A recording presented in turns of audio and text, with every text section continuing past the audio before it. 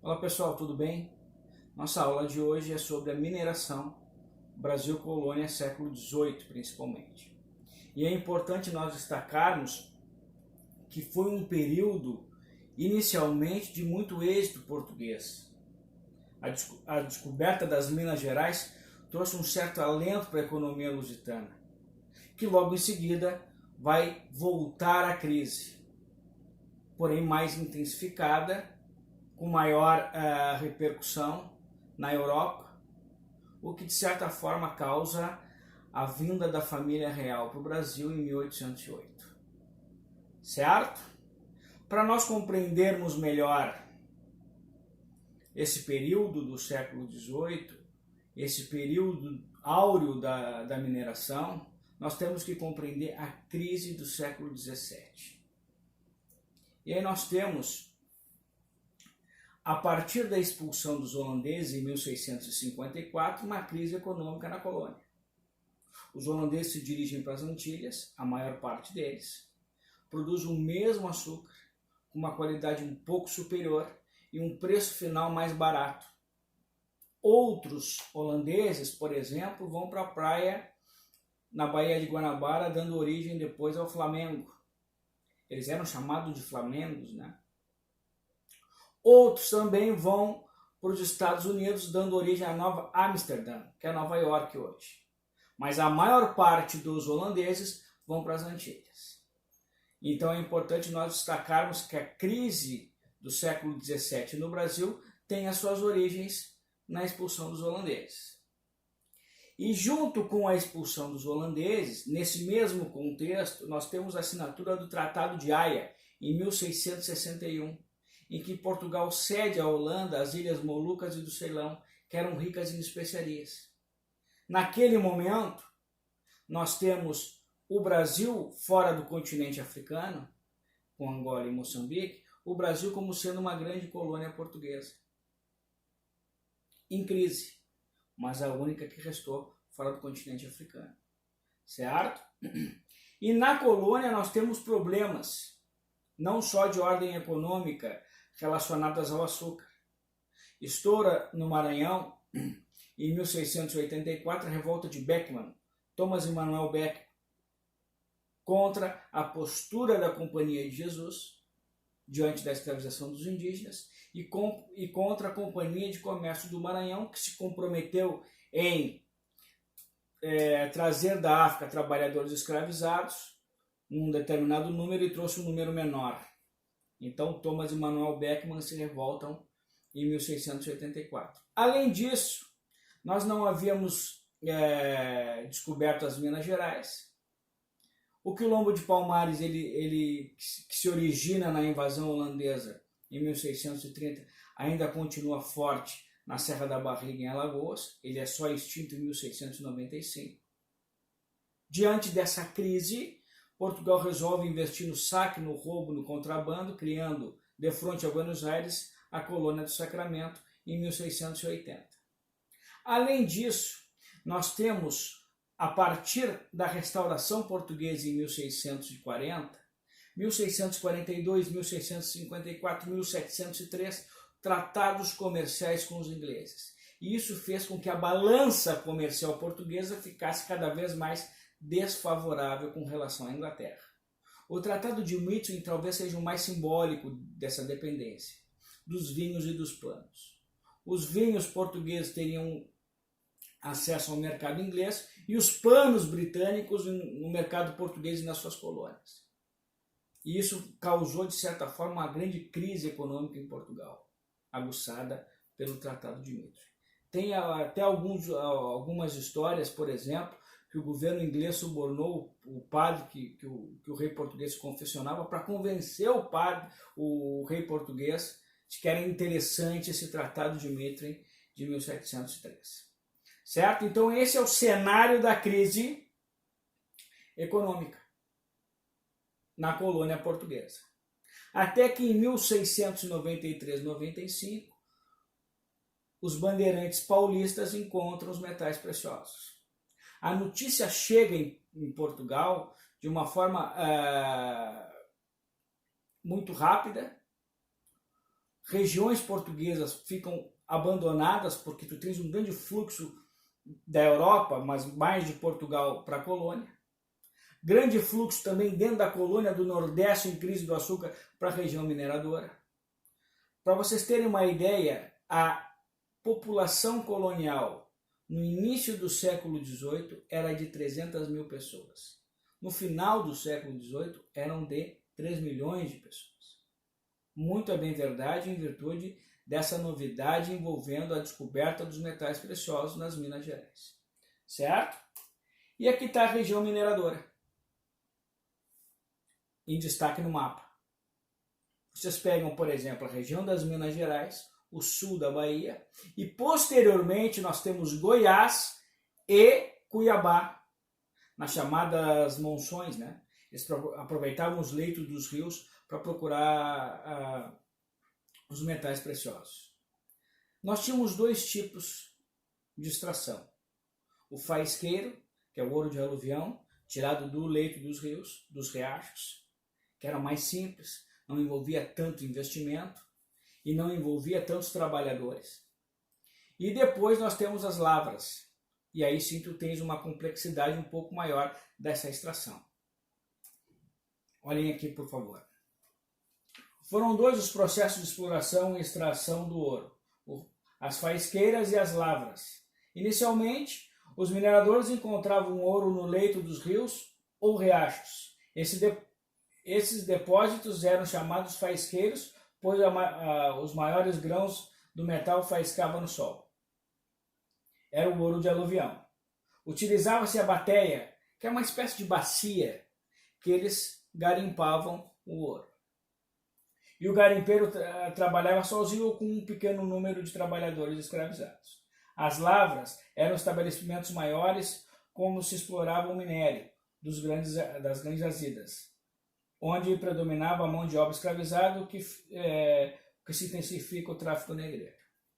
Um detalhe interessante é que, ao descobrir uma reserva mineradora, o minerador teria que avisar a coroa portuguesa. Em 1702 é criado a Intendência das Minas. É um órgão da metrópole vinculado às regiões mineradoras. Então, imediatamente, quando o minerador descobria alguma reserva, eles avisavam a Intendência das Minas, que distribuíam as datas, são as terras, os lotes de terras. Quanto maior a quantidade de trabalhadores escravizados, ou quanto maior a capacidade que o minerador tinha de extrair os metais, era a porção de terras que ele recebia. Ele era beneficiado por isso. Muito porque tu tens o quinto, que tudo que se extraísse da colônia de metais preciosos, evidentemente o que não era contrabandeado, era quintado, ou seja, tu tirava 20% para a coroa portuguesa, certo? Agora, o contrabando também era muito forte. E para evitar o contrabando, a coroa portuguesa cria em 1718-19 as casas de fundição. O que seriam as casas de fundição? Tu vais levar a quantidade de ouro, eles vão fundir o ouro em barra, do pó em barra, vão quintar esse metal, e aí tu vais poder circular com as barras de ouro nas regiões mineradoras. Isso é para evitar o contrabando, porque eles extraíam o ouro em pó, colocavam em pepitas, escondiam, e aí tu tinhas muito contrabando. Evidentemente que lá por volta de 1750, 1760, que o ciclo minerador começa a entrar em declínio, esse contrabando também diminui, porque tu não planta ouro, tu extrai. Quando tu termina as reservas, o que acontece? A coroa portuguesa passa a ter dificuldade na arrecadação de impostos. E aí tu tens o quinto sendo atrasado, que na verdade já tinha mudado o sistema de quinto, né? Em determinado momento, a coroa portuguesa resolve que não é mais os 20%, agora é a finta. É uma quantidade anual que gira em torno de 100 arrobas, que dá 1.500 quilos anuais de imposto para a coroa portuguesa. E esses impostos passam a ficar atrasados, porque os mineradores têm dificuldade de extrair. Também em virtude do contrabando. E o que vai acontecer? Principalmente a partir de 1763, tu tens o Marquês de Pombal instituindo a derrama, que é a cobrança dos impostos atrasados. O que é a cobrança dos impostos atrasados? Eles tinham dificuldade de extrair os metais, havia contrabando, eles não pagavam os seus devidos tributos, a coroa portuguesa instituiu a derrama. E contra essa forma arbitrária dos dragões, que são os representantes da coroa portuguesa, que eles invadiam as casas e tiravam tudo de valor para cumprir as 100 arrobas anuais. E o que vai acontecer? Tu vai ter movimentos de contestação à postura com relação à postura da coroa portuguesa com relação à cobrança dos impostos, com relação à derrama. E aí nós temos a Inconfidência Mineira. A Inconfidência Mineira foi um movimento de elite mineradora que não tinha mais condições de pagar os tributos e resolve se manifestar contra a instituição da derrama. Cláudio Manuel da Costa, Tomás Antônio Gonzaga, enfim, outros tantos mineradores, o próprio Tiradentes, que não era tão de elite assim, eles se revoltam contra a instituição da derrama. Mas isso é um outro assunto que nós vamos ver nas próximas videoaulas, as revoltas coloniais, certo? O que fica de destaque aqui é a fiscalização na região mineradora. E aí nós temos, basicamente, esses 3 elementos que eu havia comentado para vocês. A Intendência das Minas, a Casa de Fundição e depois a derrama. Isso é importante nós destacarmos porque foi uma grande novidade para a coroa portuguesa, a mineração. De certa forma, deu uma sobrevida para a economia de Portugal. Como se nós tivéssemos um doente. Lá no final do século XVII, tu tens a doença, ele é internado, se recupera um pouco, vai para casa, quando retorna, já no final do século XVIII, tu já tens um grande problema que vai culminar na independência do Brasil em 1822. Certo? Então, na verdade, o que representou a mineração dentro desse contexto que eu estou comentando para vocês? É a sobrevida da economia portuguesa, que em seguida vai entrar em declínio. Certo? Além da mineração, nós temos o Arraial do Tijuco em 1729, que é o diamante. Hoje é Diamantina, em Minas Gerais. Quando a coroa portuguesa descobre a extração de diamantes, ela cria o Distrito Diamantino. O que é o Distrito Diamantino? É a fiscalização portuguesa para a extração do diamante. E para que serve exatamente isso? Para evitar o contrabando. Ninguém entrava e ninguém saía do Distrito Diamantino sem o consentimento da coroa portuguesa. Ela dava para particulares a extração, né, o monopólio da extração dos diamantes, até que em 1771 eles resolvem transformar o monopólio que ele dava ao particular para a extração real. A coroa portuguesa ficava responsável pela extração. Isso é importante nós destacarmos, porque também foi um grande incentivo para a coroa portuguesa a extração do diamante. Principalmente a partir de 1720, 1730, tu tens uma expansão cada vez maior dessa mineração em direção ao centro-oeste do Brasil. Tu vai pegar Goiás, depois tu vais para Cuiabá, tu vai expandir a região mineradora, principalmente porque tu tens muitos chamados emboabas, e depois nós temos a revolta, antes disso nós temos a revolta de Emboabas em 1707. Os emboabas são aqueles atraídos pela riqueza da região. Então, à medida que eles vão chegando, tem a revolta dos emboabas, eles vão expandindo a região mineradora para outras regiões brasileiras. E o que mais de repente nos importa nesse momento é destacar as transformações que ocorreram na colônia em virtude da mineração. Porque nós tínhamos, por exemplo, o eixo econômico da colônia era o Nordeste com o açúcar. Certo? Com a crise do açúcar, tu tens o incentivo das entradas de bandeiras, principalmente das bandeiras, à procura dos metais preciosos. Descobertos esses metais preciosos, nós vamos ter uma série de transformações, de modificações no cenário colonial, em virtude da extração dos metais preciosos das Minas Gerais. Por exemplo, tu tens uma maior interiorização do Brasil. Tu tens uma maior integração das regiões brasileiras. Porque, veja bem, a mineração acontece nas Minas Gerais, o porto que desembarcava os escravos predominantemente parte de Salvador para o Rio de Janeiro, que é o principal porto de escoar essa produção. Tu tens a pecuária intensificada, principalmente do Nordeste e Norte, para a região mineradora, como forma de carne seca, por exemplo. Nós temos do Sul as mulas, buraqueiras, que servem para o transporte, que era o principal modo de transporte, era com gado moar, e aí tu tens o tropeirismo no Rio Grande do Sul. Nós temos o surgimento de vilas e cidades, temos o processo de urbanização, de uma certa forma muito restrito, né? Mas já tens um processo de urbanização. Tu tens o surgimento de uma classe intermediária ligada às atividades urbanas, professores, profissionais liberais, advogados, médicos, servidores públicos, certo? Nós temos, por exemplo, a arte, o barroco, com a Aleijadinha.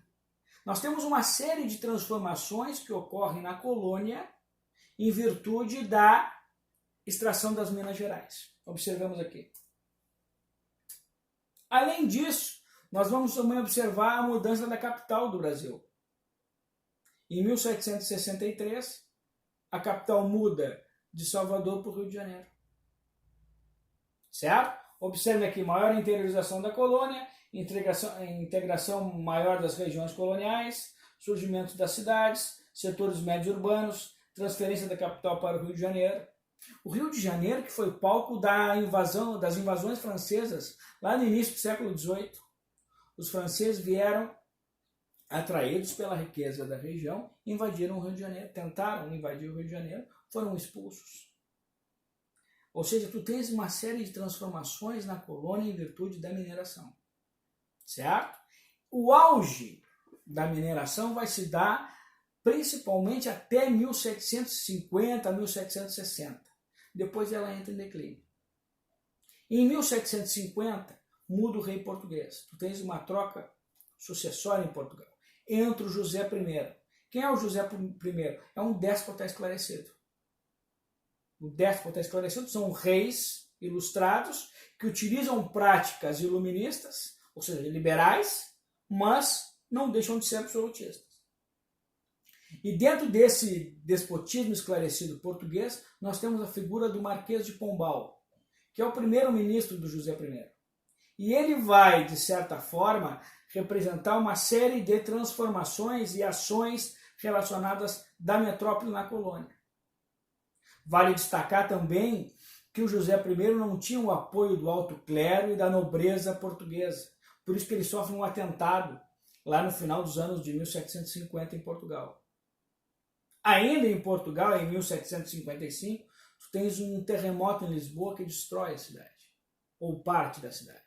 Quem é que vai reestruturar a capital portuguesa? Os impostos coloniais. Observemos aqui as ações do Marquês de Pombal no Brasil. E aí nós temos, por exemplo, um déspota esclarecido. Tu aumenta o controle na colônia, cria companhias de comércio que vão ter monopólios comerciais, certo? Tu tens o terremoto em Lisboa em 1755, o atentado contra o rei José I. Ele vai acabar com as capitanias hereditárias, transformando-as em reais, isso em 1759. Nesse mesmo período ele vai expulsar os padres jesuítas. Eles estão pensando que os jesuítas vão formar um Estado dentro do Estado. Tem muita autonomia os jesuítas na colônia. Tem muita autonomia.